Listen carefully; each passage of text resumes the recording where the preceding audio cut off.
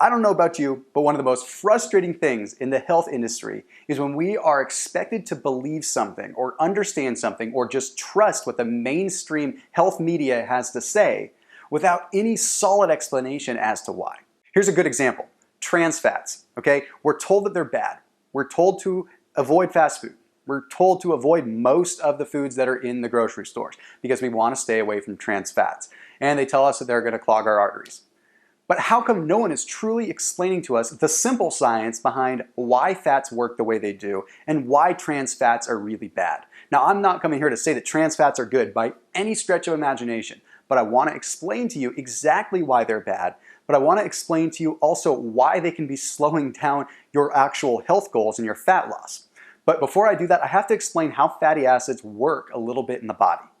You see, fatty acids are basically the metabolites of fat that you consume. They're smaller components, smaller molecules of fat. And they really do three things within the body. One, they provide energy. Two, they're building blocks of cell membranes and other materials within the body. And three, they're used to build hormones. See, a lot of times we forget that all of our hormones are built by fat, and we need those fats. We have to make sure that it is a usable form of fat, and that is plain and simple. So fatty acid oxidation, or ultimately the utilization of fats, happens within the mitochondria of the cell. Now, I'll save that for a different video when I explain exactly what the mitochondria is.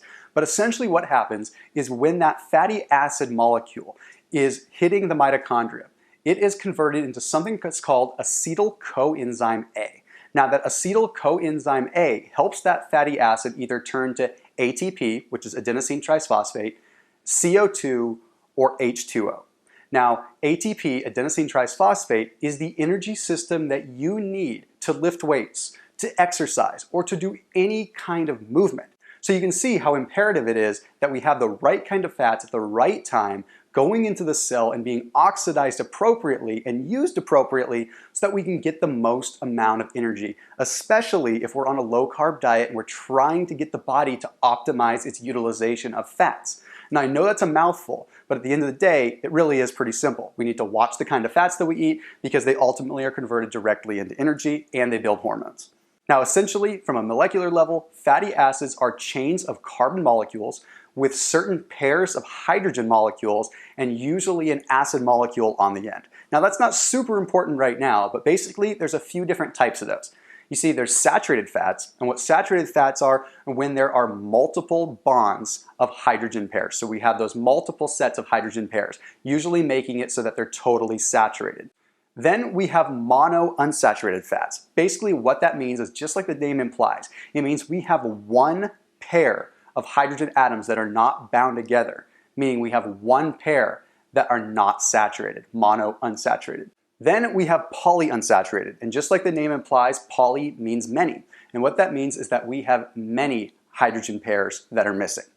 Now, when it comes down to utilization in the body utilizes saturated fats the easiest, and it also uses monounsaturated fats the easiest. Polyunsaturated fats usually aren't metabolized too well by the body. But let me explain what exactly a trans fat is and how it fits into the overall system of fats. Have you ever heard of the name hydrogenation? Or have you ever looked at a label and seen something that says partially hydrogenated corn oil or partially hydrogenated vegetable oil? Well, what that means when you think about the hydrogenation or you think about those hydrogen pairs that I just talked about, it means that they have manually injected hydrogen into a fat to make it saturated. Now, why would they do this? Well, they do this to increase shelf life. It can increase shelf life by 60 to 70%. So if you have a fat that's normally a poly or a monounsaturated and you suddenly artificially make it saturated, well, then it is more stable. It's more shelf stable, but it also makes it more stable for deep frying, meaning companies that serve a lot of fast food and fried foods are able to use that over and over and over again without it denaturing and losing its stability. Now, this is all fine and dandy, except for the fact that we have artificially added hydrogen to a fat that our body does not recognize. Our body doesn't know how to break that down. It doesn't know how to cleave off the hydrogen. It doesn't know how to cleave them off individually and utilize that fat. Now, let me break it down super simple. When you have a fat that your body can't metabolize, it's just going to sit there. So the more trans fat that you consume, it literally circulates through your arteries, and unless you have amazing blood flow and amazing health, more than likely, those trans fatty acids are going to stay there, or they're going to get deposited, and when they get deposited, it's that much harder to oxidize and burn them. You see, that conversion to acetyl coenzyme A just doesn't happen with trans fats, and if it does, it takes a lot more time. So this is the real reason you want to stay away from the trans fats. It's not just because it's going to cause heart disease. It's not just because they're bad for you, or you should just avoid fast food. There really is a reason. And if foods are meant to be a certain way, we shouldn't be mechanically altering them. Now, we hear this all the time with GMOs, but people want to turn a blind eye to GMOs because they're still vegetables, right? But when it comes to fats and we're talking about fast food, everyone is all ears. So hopefully this can be all-encompassing and you can understand the severity of artificially manipulating our fats and artificially manipulating our foods. If the body can't recognize a fat that's been mechanically altered, then there's a lot of reasons why it can't recognize fruits and vegetables that have been mechanically altered as well. So I really want to encourage you to look at your labels.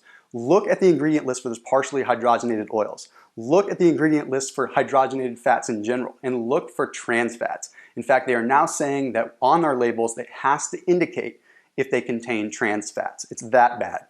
Oh, and one more thing. To make matters worse, trans fats have now been linked to an increase in lipoproteins and triglycerides. Triglycerides are sort of the precursor to deposited fats, usually that translation of carbohydrates by the liver into fat. So we actually are showing an increase in triglycerides and lipoproteins, which is now a clear indicator that trans fats can have a link to diabetes, but can also have a link to stored body fat and higher levels of body mass index. As always, I'm not trying to scare you. I just want you to be aware of what you're putting in your body. Because if you perform at your best, and you perform your best in the kitchen, and you make the right choices when you're eating out, that is going to translate into every aspect of your life. Exercising restraint in the kitchen and in a restaurant translates to restraint in the office, restraint with your family that's allowing you to be the best version of yourself. So as always, keep it locked in here. I'll see you in the next video.